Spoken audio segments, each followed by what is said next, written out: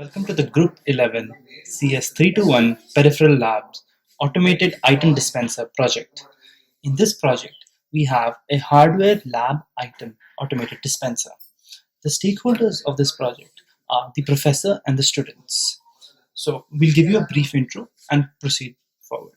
Starting off with the guidelines. The guidelines for how the instructor and the students are supposed to use the particular device.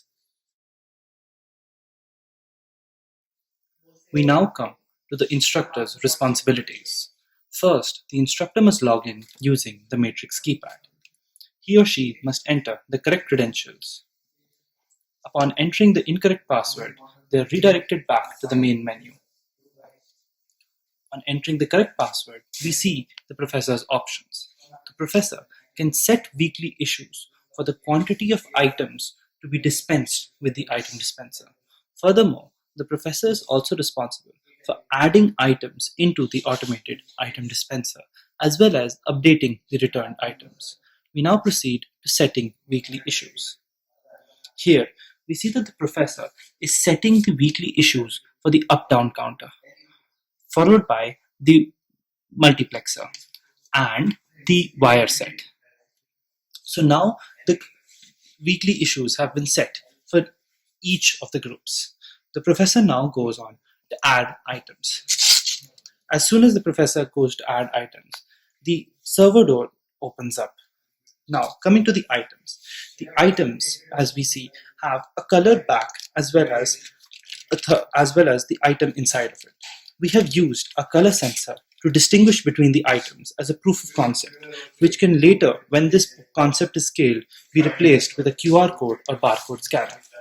Now, the professor proceeds to put the item in front of the color sensor. On entering 1, it automatically recognizes that an up-down counter has been issued. The professor will now go ahead and put the up-down counter inside. Next, the professor goes ahead and loads a multiplexer. The multiplexer has been updated in the database. The professor adds the multiplexer to the automated item dispenser.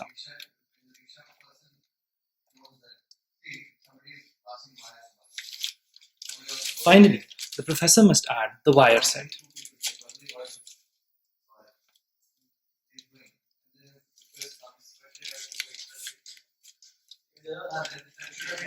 The wire set has now been added to the automated item dispenser.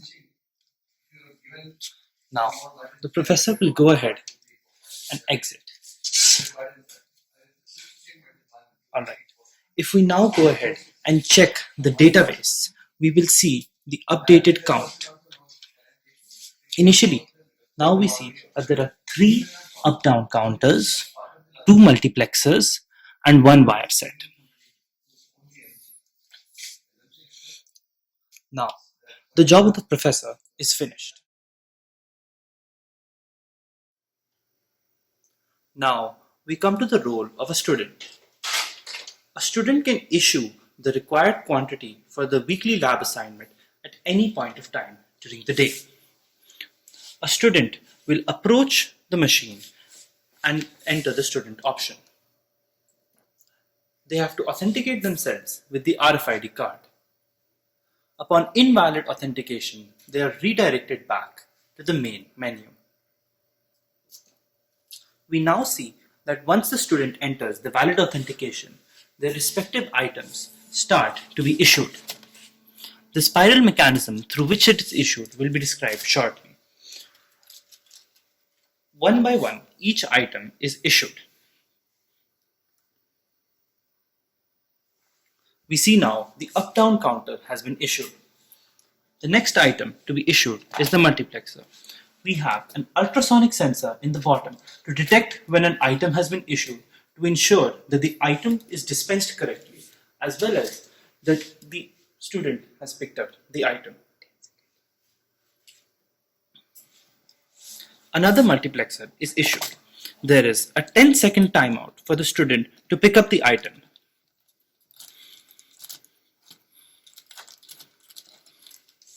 Finally, 1 wire set is left to be issued.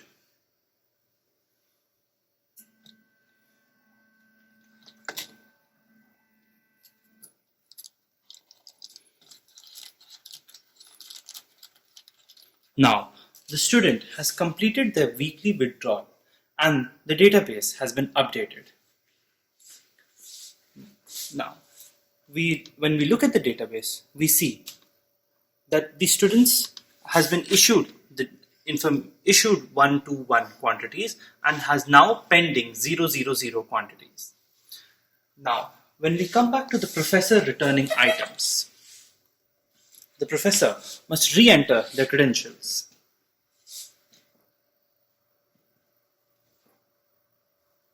and go ahead to update returned items, in which they will enter the group number and update all the required details for the same.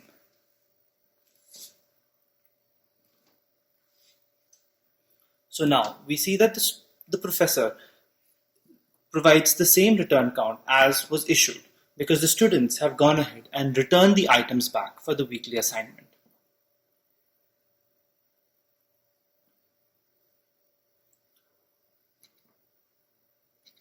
On exiting, if we now see the database again, we will see that the student's issued item has now been restored back to 000.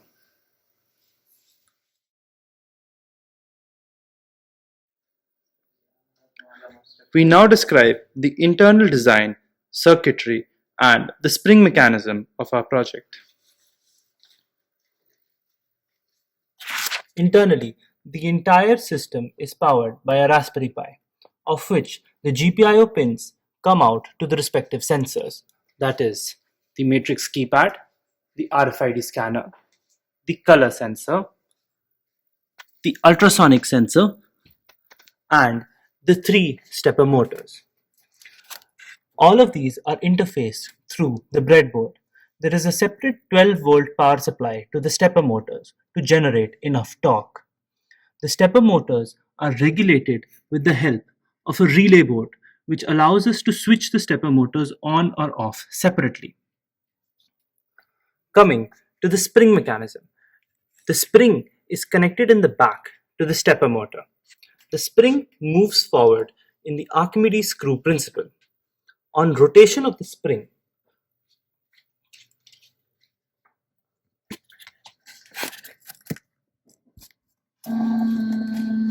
we see that as the spring moves forward, it pushes the item forward with it. Now, with the help of a stepper motor, we can ensure that only one iteration of the spring is moved forward at a given go. This enables us to dispense items one at a time.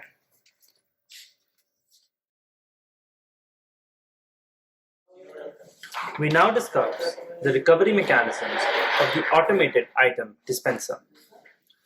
We consider a set of automated item dispensers connected to a central server.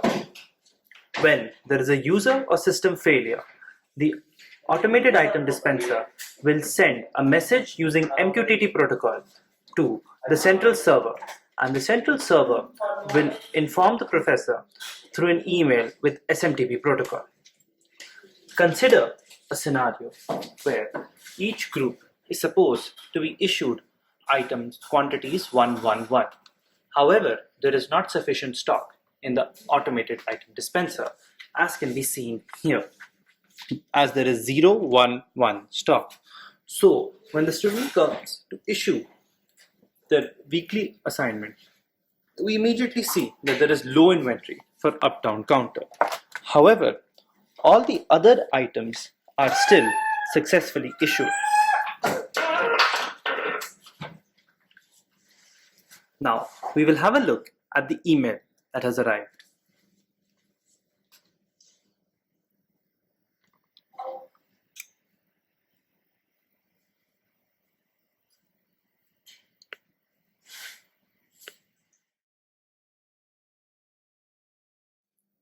Consider another scenario where a student comes to issue items but does not pick up the dispensed item.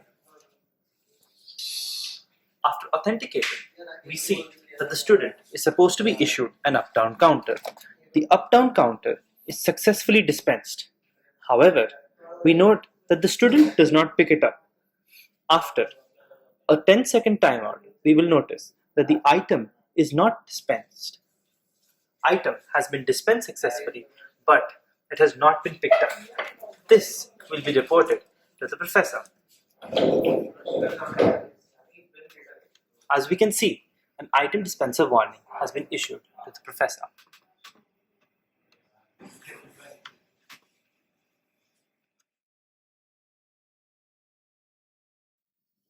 Consider the last scenario where the 12-volt supply for the stepper motors is powered off. Here, we see that the 12-volt supply is off. In such a case, when the student comes to issue their lab equipment, after entering their RFID authentication, ideally, the stepper motors here should rotate to allow items to be dispensed. However, we see that this does not occur. After a certain timeout period, the ultrasonic sensor will realize that the item has not been dispensed and it will report it to the professor. As such, we will see an email being dispatched to the professor that the item has not been dispensed and the matter needs to be looked into urgently.